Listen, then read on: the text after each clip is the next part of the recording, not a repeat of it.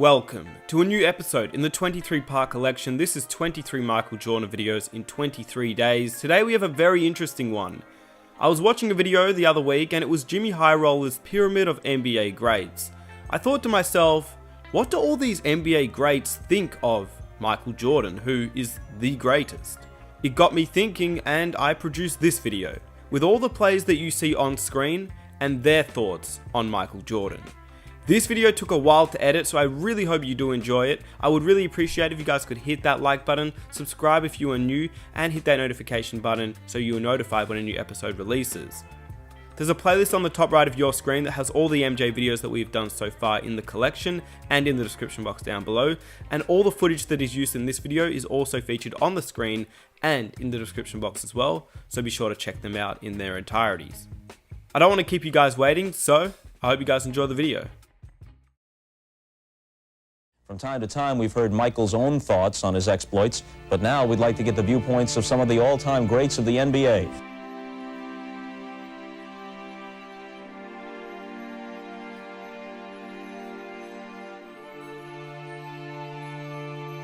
A hot topic of conversation always in the media is legacy, right? Players' legacy. You're having a great season. You're having one of the best postseasons ever. 13 games with at least 30 points. And some are comparing you to Michael Jordan and saying how this could really positively affect your legacy, right? Is legacy, as it's portrayed by the media, important to you? I mean, I've never been, one of those guys that,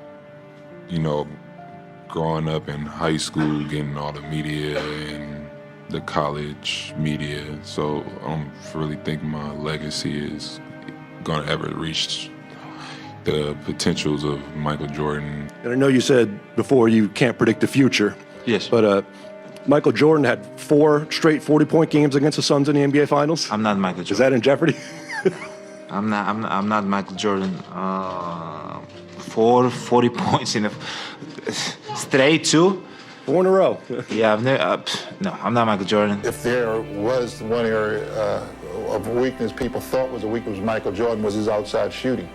And Michael, he went one step beyond. He even improved his three-point shooting, and now he's pretty proficient shooting from the three-point line. It's just impossible to defend him. Michael seems to be a different type of player. I've never seen anyone come to a jump stop, split the defense. He just seems to find holes in the defense, and I've never seen anyone like him. I think he's the best. Chuck Daly said to me, he said, "Charles, can I talk to you a second?" I said, "Yeah, Chuck, anything." He said, "You're the second best basketball player in the world." I said, "Who bet me?" He says, "That motherfucker right there." I said, "You're right about that." I says, "But thank you." And I said, and I've said it many times, that's the best compliment I've ever gotten from somebody. Listen, Michael's the best I've ever seen. I played against Michael a lot. We came into the NBA together. So I played against him. I was in the NBA for 16 years. I think he played 12 or 13, retired early and blah, blah, blah. But when I got to Phoenix, I told those guys the first day, I said, "Guys, we're going to the finals. We're going to play that motherfucker from Chicago." I said, "I'm sick of people telling me he's better than me. I just didn't have no help in Philly." Yeah. And I says, "We're going to play them in the championship." And we got there and they beat it. And that was the first time I ever said in my life, "Damn, I think there's somebody better than me at basketball." That's the first time in your life? In my whole life. But when Chuck gave me that compliment, it meant a great deal to me. Jordan the steal, tight ropes the sideline, all the way to the hoop for the dunk. Michael Jordan, I want to go say hi to Michael, right? I go up and shake his hand. He says, "I'm going to dunk on you, big fella." And I was thinking, what? This guy didn't even know me. I was like, where did that come from? So I was like, if you even come close to the basket, then I'm going to take you out of the air. He's like, "Nope, I've dunked on all the other big fellas and you're next." That was kind of my welcome to the NBA moment. I have great respect for Michael, and I think we're friends. I mean, at least for my part, we're friends, and I don't just want to sit there and go, Michael, you're wonderful." I mean, even though I feel that way, he is. It just isn't my way. You only stroke a guy so much. He's a great player. Anybody that asks me, I'll tell him he's in maybe the top player of all time. I mean, I hold him in that kind of regard, but it doesn't mean I need to sit around there and tell him about it all the time, Yeah, or yeah. tell everybody about it all the time. Yeah. How was it checking MJ? Well, I've been checking him for 7 years behind the curtain in practice, so it was kind of tough because I didn't want him to embarrass me out on the court. But, you know, Michael's one of the greatest players to ever play the game, and it's tough to shut him down. And I realized that throughout my career. I had a lot of fun with him, and I really appreciate him. On the other hand, I think the fans should really appreciate the great enthusiasm that Michael has brought to the game of basketball, and especially to Chicago Stadium.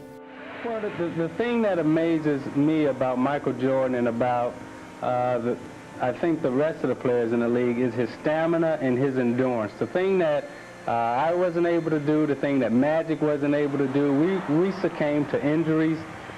We didn't have the type of stamina, the type of energy level that Michael seems to possess every single night, whether he's playing against the worst team in the league or the best team in the league. He has an energy level that's unmatched by any other player or any other athlete that I've seen in professional sports. His energy level is so much greater than ours, it seems, that night in, night out, he's there performing at a level that we frankly just weren't able to reach, and that's why he's there tonight, healthy and trying to three-peat, and Magic and I succumbed to injury. High praise, that's for sure, Isaiah.